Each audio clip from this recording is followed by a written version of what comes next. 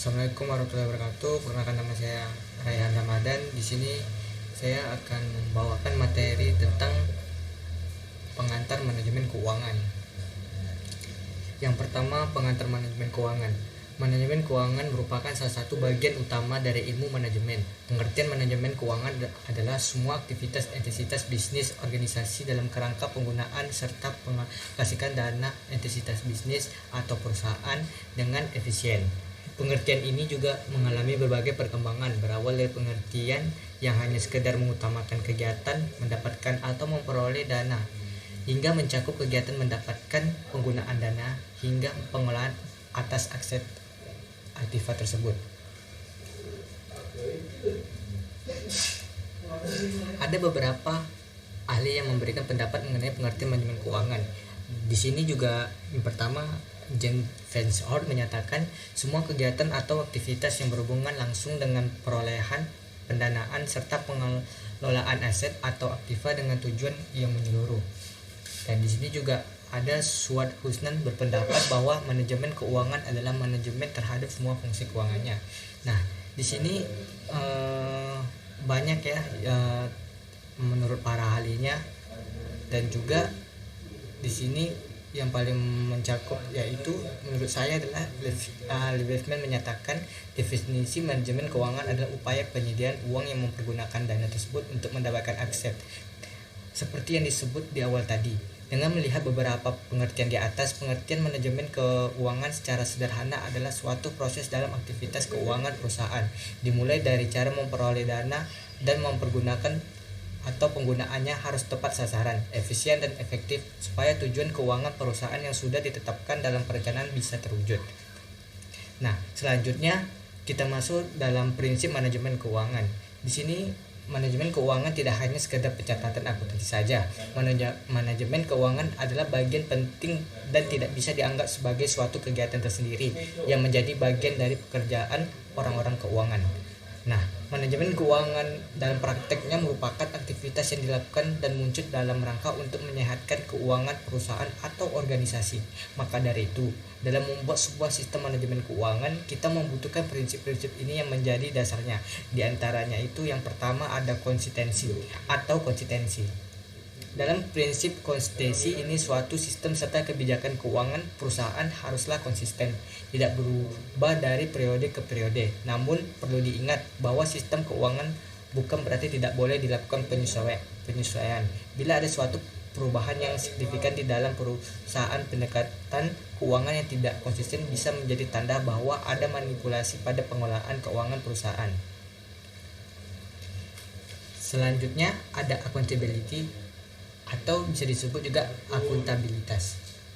Prinsip ini suatu kewajiban hukum ataupun moral yang melekat kepada individu kelompok ataupun perusahaan untuk memberi penjelasan bagaimana dana ataupun kewenangan yang telah diberikan kepada pihak ketiga dipergunakan.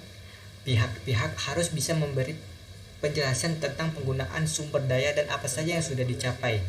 Nah, selanjutnya ada juga transparansi.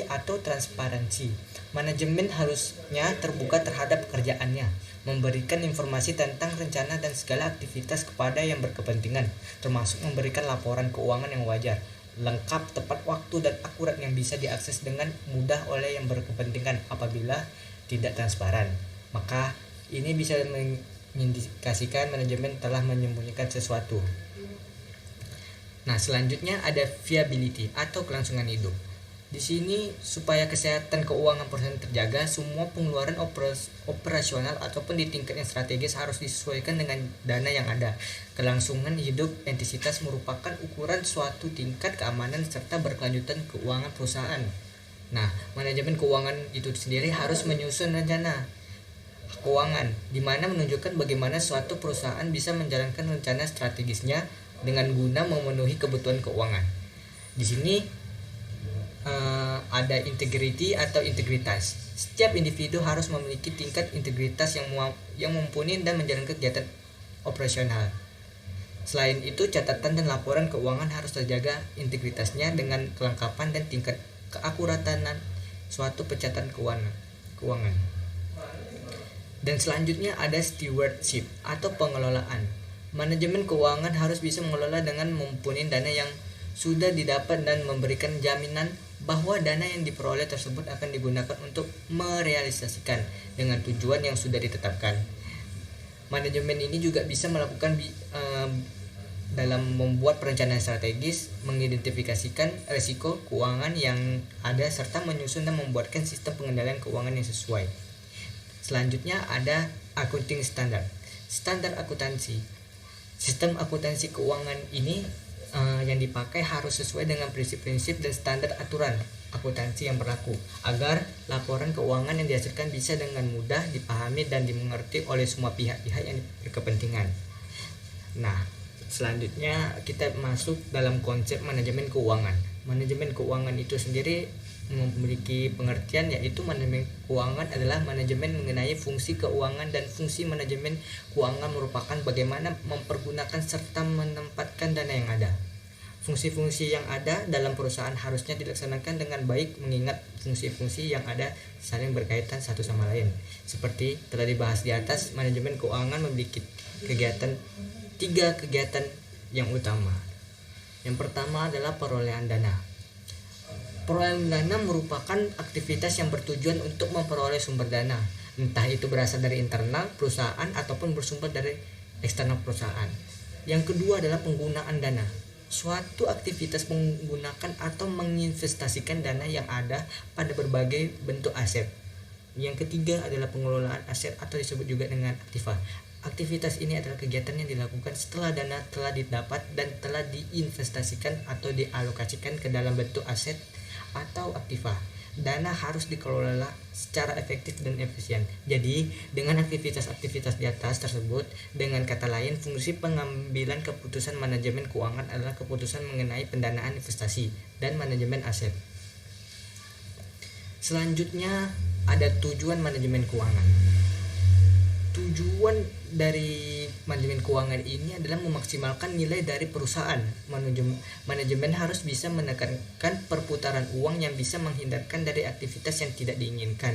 Perlu diingat, tujuan utama dari suatu perusahaan adalah untuk memaksimalkan atau menambah kesejahteraan para pemilik perusahaan.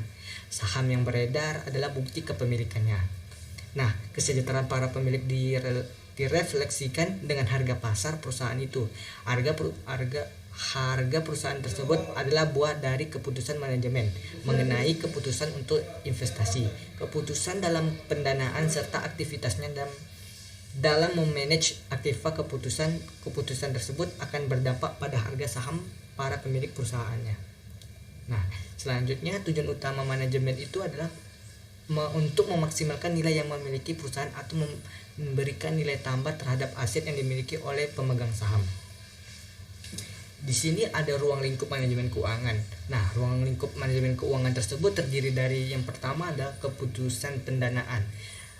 Keputusan pendanaan ini meliputi kebijakan manajemen dalam pencarian dana perusahaan. Misalnya, kebijakan menerbitkan sejumlah obligasi dan kebijakan hutang jangka pendek dan panjang perusahaan yang bersumber dari internal maupun eksternal perusahaan. Yang kedua ada keputusan investasi. Kebijakan penanaman modal perusahaan kepada aktiva tetap atau fixed aset seperti gedung, tanah, dan peralatan atau mesin, maupun aktivitas finansial berupa surat-surat berharga, misalnya saham dan obligasi, atau aktivitas untuk menginvestasikan dana pada berbagai aktiva. Yang ketiga ada keputusan pengelolaan aset. Kebijakan pengelolaan aset yang dimiliki secara efisien untuk mencapai tujuan perusahaan. Fungsi manajemen keuangan itu sendiri, yang pertama ada investment education. Investasi berarti penanaman modal pada aset real ataupun aset finansial berupa surat berharga. Keputusan investasi ini adalah suatu keputusan terhadap aset apa yang nantinya akan dikelola entitas perusahaan. Nah, keputusan ini juga yang strategis akan berpengaruh secara langsung terhadap besar kecilnya rentabilitas atau rentabilitas investasi serta aliran dananya, teman-teman. Dan selanjutnya ada financing decision atau fungsi pendanaan. Keputusan mengenai pendanaan ini ialah dengan mempelajari berbagai sumber dana perusahaan dalam laporan keuangan berada dalam sisi pasifa. Selanjutnya ada dividend decision atau keputusan dividen. Dalam fungsi ini keputusan biasanya menyangkut hal-hal seperti besaran presentasi laba yang akan dibagikan kepada pemilik dalam bentuk kas dan tingkat stabilitas dividen yang akan dibagikan oleh manajemen, stok dividen atau disebut juga dengan dividen saham, ada stock split, pemecahan saham dan penarikan saham yang telah beredar.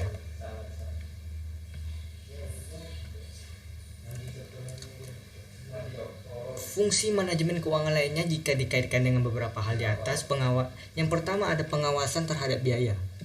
Yang kedua ada penetapan atas kebijakan harga. Yang ketiga ada peramalan laba di masa mendatang. Yang keempat adalah pengukuran atau penjajakan biaya untuk modal kerja. Nah, di sini yang pertama mendapatkan dana perusahaan. Terdapat dua sumber utama pendanaan usaha yaitu ekuitas dan utang. Ekuitas yaitu pemilik investasikan laba perusahaan untuk ditempatkan dalam perusahaan guna memperkecil risiko pengembalian dalam tingkat yang rendah, sedangkan utang adalah mengandung risiko. Pemberi pinjaman pertama kali menarikkan laba dan harus dibayar sekalipun perusahaan tidak ada laba atau dalam kondisi merugi. Kedua sumber pendanaan tersebut adalah sebagai berikut. Yang pertama ada pendanaan ekuitas atau modal sendiri, dapat diperoleh dari tabungan individu, teman dan atau saudara, investor perorangan lain, perusahaan-perusahaan besar, perusahaan modal ventura, dan penjualan saham. Nah, yang kedua juga ada pendanaan dari utang atau pinjaman. Pinjaman ini dapat diperoleh dari teman atau saudara juga ya, investor perorangan lainnya, para pemasok bahan baku, pemberi pinjaman beraset, bank-bank komersial, program-program yang didukung oleh pemerintah, lembaga-lembaga keuangan, swadaya, masyarakat, perusahaan-perusahaan besar dan perusahaan modal ventura. Dan kedua juga menggunakan dana perusahaan. Di sini penggunaan dana adalah laporan perubahan yang disusun atas dasar dua neraca untuk dua waktu. Nah, pada umumnya rasio keuangan yang dihitung bisa dikelompokkan menjadi 6 jenis, yaitu yang pertama ada rasio likuiditas, yang kedua ada rasio leverage, yang ketiga ada rasio aktivitas. Yang ketiga, membagi keuntungan atau laba perusahaan. Dalam sebuah bisnis, mengelola karyawan adalah hal yang sangat penting, karena dengan pengelolaan karyawan yang benar maka bisnis akan bisa berjalan dengan benar. Akan tetapi ada juga yang berkata, di perusahaan saya mengelola karyawan tidak penting karena hanya sendiri yang mengerjakannya. Nah, memang benar, kalau kita hanya mengerjakan sendiri maka mengelola karyawan memang tidak penting. Bisnis yang seperti ini disebut self-employed. Bisa tidak kita jawabkan tidak. Jadi kata Devil, jawaban bisa. Apakah bisa menjadi kaya raya? Jawabannya tidak. Jika Anda ingin menjadi kaya raya, maka bisnis Anda harus memiliki karyawan. Nah, ketika kita sudah memiliki karyawan ini, maka mengelola karyawan menjadi sangat penting. Mengelola 10 karyawan misalnya tentu berbeda dengan mengelola 100 karyawan. Mengelola 1000 karyawan tentu berbeda dengan mengelola 10.000 karyawan. Nah, jika kita sudah memiliki karyawan yang banyak, maka pengontrolan karyawan menjadi sangat penting. Tentu lebih kompleks, jawabannya iya. Akan tetapi dengan banyak karyawan ini sebenarnya bisnis malah bisa kita tinggalkan, asalkan cara pengelolaannya benar. Bisa dikatakan juga kita memiliki usaha yang besar dan pengelolaannya benar, maka pengelolaan akan bisa jalan sendiri. Sementara itu kita bisa jalan-jalan dan liburan lainnya.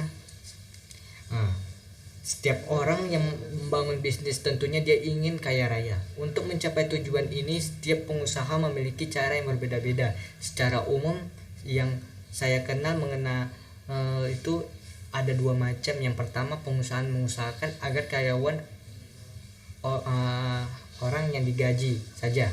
Sementara itu, jika ada keberuntungan yang besar, maka itu menjadi milik pengusaha.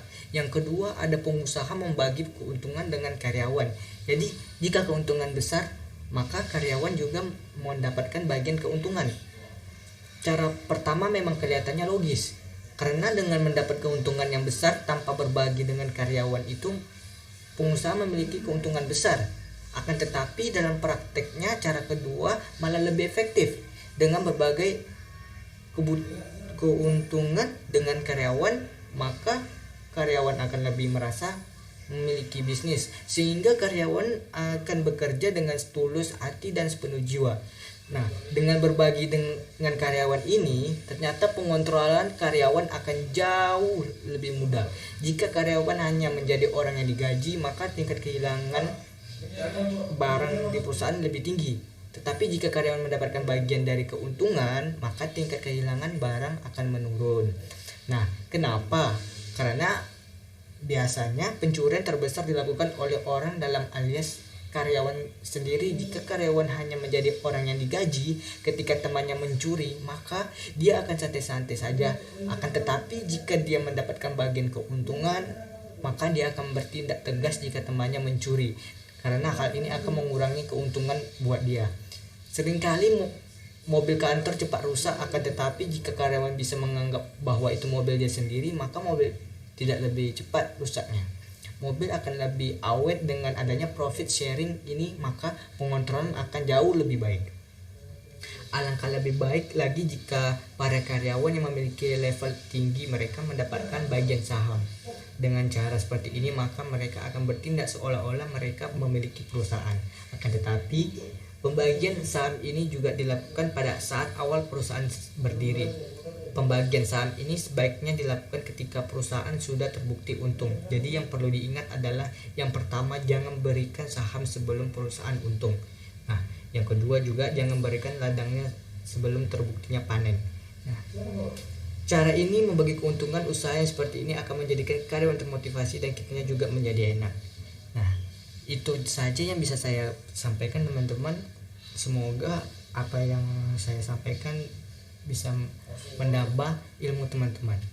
Sekian dari saya, terima kasih.